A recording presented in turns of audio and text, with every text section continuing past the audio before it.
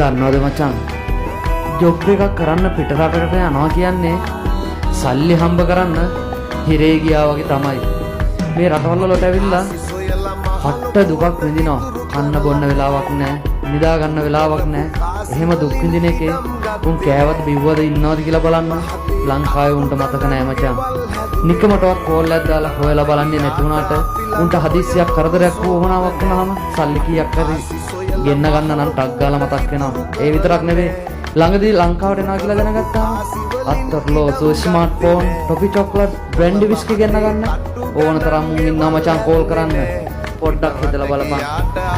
ඔබත් කවුරු හරි සහෝදරෙක් නෑදෑයෙක් රටට එනවා නම් පුළුවන් වෙලාවකට විනාඩියක් හරි මචං කෝල් එකක් දාලා දුක සැපහපන්.